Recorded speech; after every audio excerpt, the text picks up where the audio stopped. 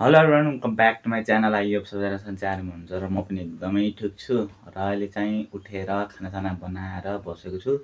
भात बसालेर बसेको छु। म 10 बज्न आयो र त्यतिकै बसिरहेको छु। म कलेज हिँड्न लाग्यो, टक्क लाएर यतातिर हेरेको त वा यार पानी भरि चाहिँ पुरै। अब त उस धानको बिउ राख्ने होला नि त, त्यही भएर पुरै पानी भएर कस्तो दामी देखियो हो। ल म कलेज जान्छु यार। अलि मलाई हल्का ढिलो भएको छ क्या। उहाँ आयुष पक्रिया खान तल हजुरआमा बस्नु भएको छ, त्यहीँ जानुपर्ने भयो। अलि भर्खरै नै छु, टाइम लाग्छ अलि। चलो चल्छ यहाँ कलेज। ल अहिले चाहिँ म कलेजबाट आएर यहाँ बसेको छु यतिकै। बाटोबाट मकै तल खजुरामा मकै भेट्दा मकै दिएर आएँ। कस्तो दामी हुन्छ क्या मकै फेरि यार। यसो मकै यस्तो बबा लाग्छ मलाई, दामी लाग्छ।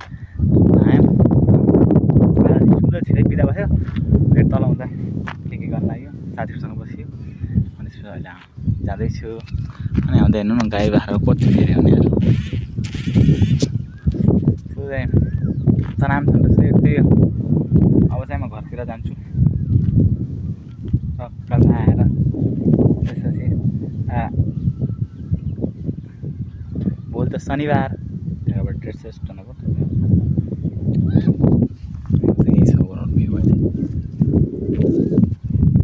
मौसम दामी खोली खाने फेरि यसले पुरै 4जनालाई बसाएर चलाइदिएको क्या। अहिले त 3जना छन्, अलिक बहिनी पनि चढेको थियो। ल म चाहिँ आइपुगेँ घरतिर टक्क लगाएर थकित भएर। ओए मा साले हो त्यो साइकललाई बिगार्नुला।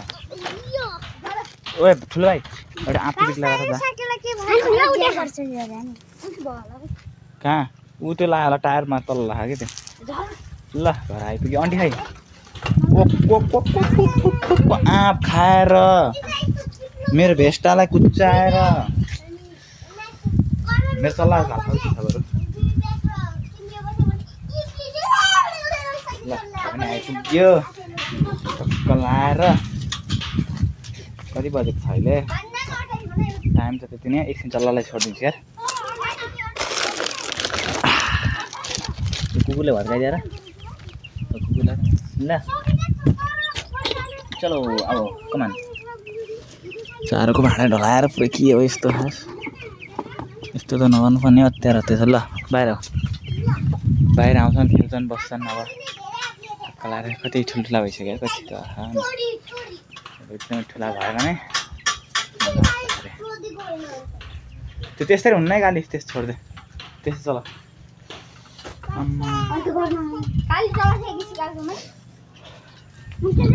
फाइनली घर पनि आइपुग्यो, घर पनि आइपुग्यो। अब ट्याप्प केही खाना पऱ्यो गफ लाएर।